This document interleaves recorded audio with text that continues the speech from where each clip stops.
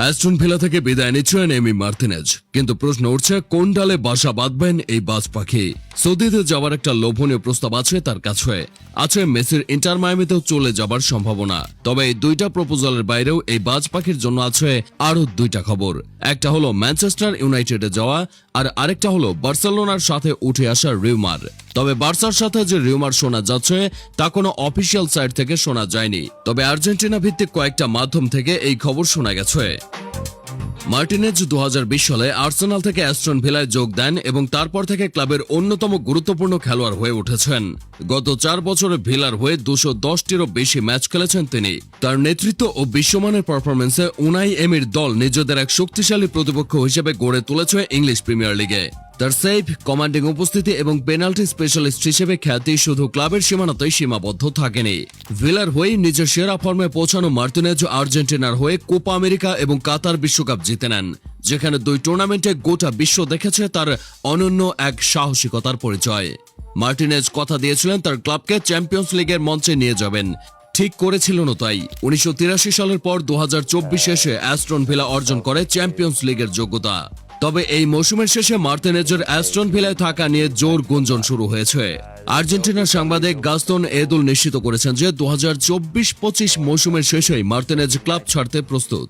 ইতোমধ্যে ইউরোপের শীর্ষস্থানীয় দুটি ক্লাব তার প্রতি গভীর আগ্রহ দেখিয়েছে। পাশাপাশি সৌদি প্রো লিগ থেকেও মোটা অঙ্কের প্রভাব এসেছে।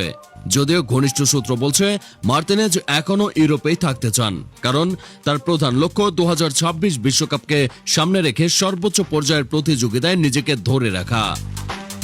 সৌদি লীগের টাকার প্রলোভন তার জন্য মূল আকর্ষণ নয়। তাহলে ইউরোপের থাকলে এই মুহূর্তে দুইটা ক্লাব থেকে আলোচনা শোনা যাচ্ছে। তার মধ্যে ম্যানচেস্টার ইউনাইটেডের রিউমারটা বিভিন্ন মিডিয়ায় এসেছে। বার্সেলোনার সাথে উঠে আসা রিউমারটা কোনো অফিসিয়াল সাইডে ওইরকম দেখা যায়নি। গতকাল রাতে যারা বার্সেলোনার ম্যাচ দেখেছেন সেখানে গোলকিপার ছিলেন স্টেগান। 3টা অন টার্গেট শটের 3টাই গোল হয়েছে, একটাও বাঁচাতে পারেননি এই জার্মান।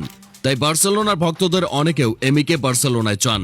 তবে এই ব্যাপারে বার্সেলোনা বা এমি কারোরই কোনো অফিসিয়াল স্টেটমেন্ট এখনো আসেনি।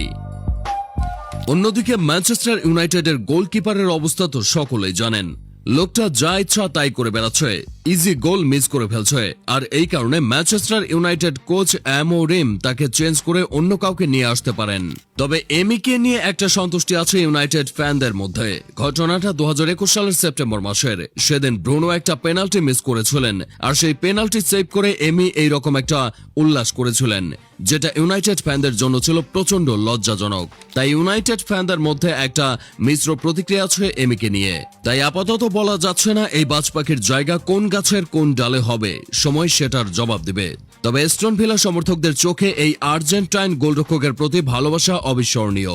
মার্টিনেজের ভিলা অধ্যায় স্মরণীয় এক গল্প হিসেবেই থেকে যাবে, যেখানে নাম না জানা এক যোদ্ধার সাহসিকতার সাথে আবেগ, প্রতিশ্রুতি ও নেতৃত্বের মিশ্রণের সাফল্যের চূড়ায় পৌঁছানোর এক অনন্য নজির তৈরি করেছে।